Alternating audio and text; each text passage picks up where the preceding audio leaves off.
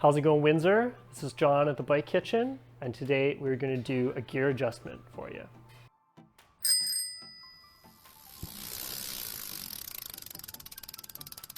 The first thing to do if you need to adjust your gears, and this is basically like the only way to do it, is you have to find somewhere to hold your bicycle up. If you have a fancy pants whiz-bang bicycle stand, you can use that. Strong friend, tree branch, which I'll show you how to do. But that's the first step.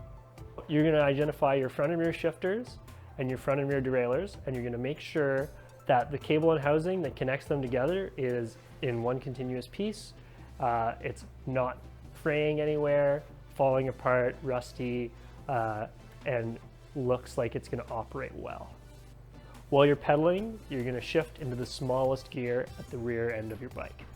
Yeah, so you're going to pedal your bike, get your rear wheel spinning. You're going to shift into the smallest gear at the back, and you're also going to make sure that you've got all of the clicks or shifts out of the shifter. So if you have a 7-speed bicycle, you're going to shift into 7. If you've got an 8-speed bicycle, you're going to shift into 8. You're going to keep pedaling, and as you're pedaling, you're not going to touch the shifter at all, but you're going to push on the derailleur and push it all the way into the top combination. Once you've done that, you're going to make sure that the chain is staying on the top cog. If it jumps off the top, we're going to do some adjustment of the limit screws. The L limit screw, you're going to tighten it in to make sure that the chain stays on that top cog. If it's not going all the way up, you're going to loosen that limit screw until the chain goes into that top cog. So once you've got that top limit set, you're going to let go of the derailleur and let it fall all the way back to the lowest cog. If it goes down to the lowest cog, no problem, that's great. You're going to push on the back of the derailleur to see if you can get it to jump off. If you can, you're going to adjust the H limit screw in so that the chain doesn't jump off the bottom of the block.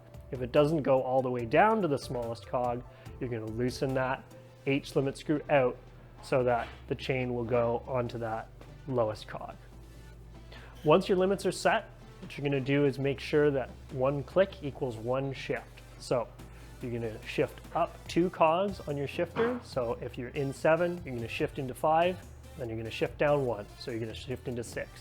If it goes up 2 cogs nicely and down 1, that means that your shifting is set up properly. If it's not doing that, we have a problem.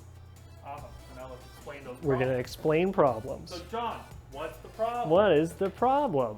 Oh my God. So, Hold on. okay, yeah. What is going on if your shifting isn't working good?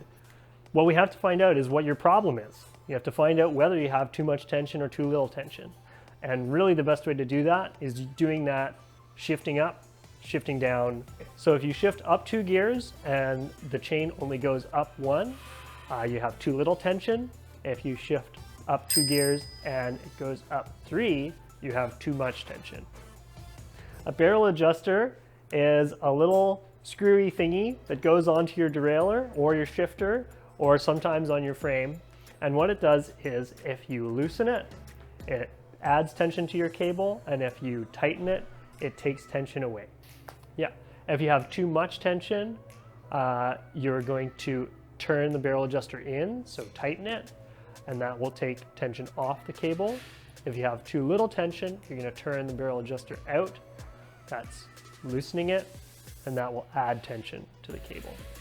So once you think you've got it good, you're going to go back and shift through all of your gears, go up, go down, go up 2, go down 1, go down 3, go up 2, to make sure that it's really cycling through that block really nicely. If it's not, you're going to want to go back and start again, see if you can find what the issue is. But other than that, you should be good to go. Thanks for watching this educational video. If you enjoyed, like and subscribe for some more learned content. So awkward, I love it. He made me.